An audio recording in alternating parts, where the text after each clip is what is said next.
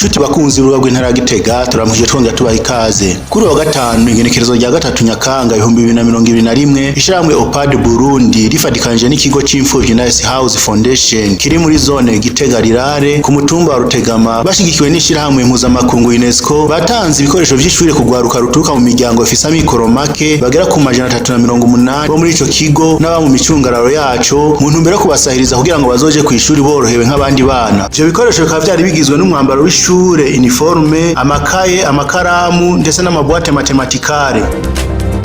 Urongo ico kigo Nice Hope House Foundation yamenyesheje ko abana barenga amajana 530 bo mu ntara ya Gitega, Karusi na Bujumbura aribo basanzwe bafashwe mu mugongo n'ico kigo, ndetse akaba hari n'abagera kuri 15 bari kuri za kaminuza.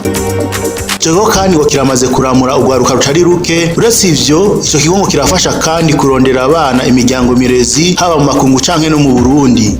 Rero iki kigo kimaze kuramura abana benshi, kirakora ni adoption, abana barondererwa imiryango haba ngaha mu Burundi canke hanze y'igihugu. Rero twashaka kuvuga yuko ibikorwa mu ncamake dukora ni byinshi, mugabo ibigaragara novuga ko ari ivyo.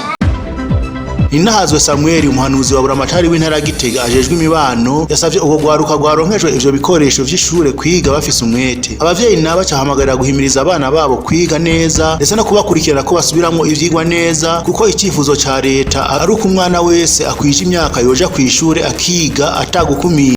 Mugerageze mwige mushize ku mwete kuko ibikoresho bigiye kubironka.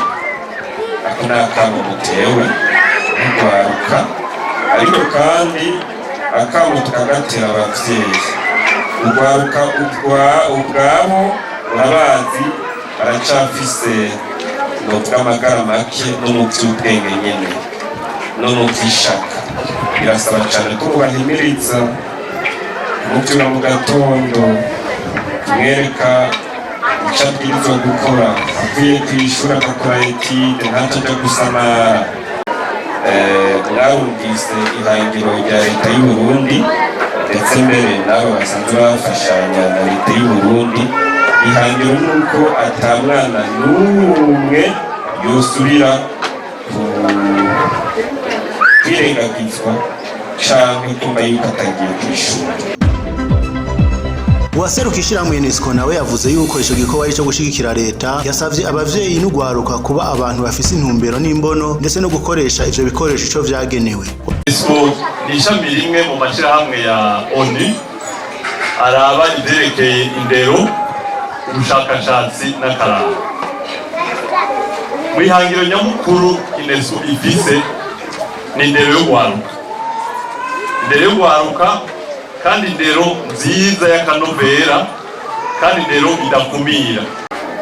UNESCO rero igikorwa turiko dukora hano kija muri iyo ntumbero y'uko twofasha leta yacu y'u Burundi, kuko amashirahamwe mpuzamakungu aza aje gushigikira imigambi ya leta. Aha rero twaje kugira ngo dushigikire uwo mugambi mukuru wa leta y'uko abana bose b'u Burundi bageze kwiga boja kw'ishuri. Turazi yuko hariho abana bava mu miryango itishoboye, bikagorana yuko baronka ibikoresho. Nico gituma igikorwa turiko turakora tuzogikora no mu zindi ntara 9. Uwo mugambi rero ukazofasha abana barenga 4,386. Tukazobaha ibikoresho nk'ibi mubona, amakaramu, amakaye, ibi byose bikenerwa kugira ngo umwana ashobore kuja kw'ishuri yige neza.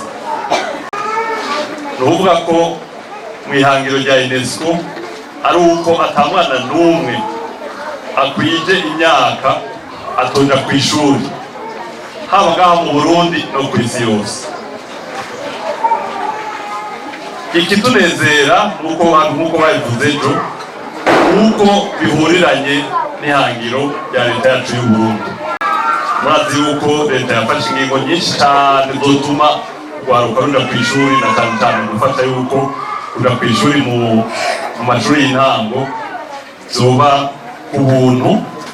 Turabashimiye kuba mwadukurikiranye, ntiwage gusoma no gusangiza inkuru abandi. Murakoze.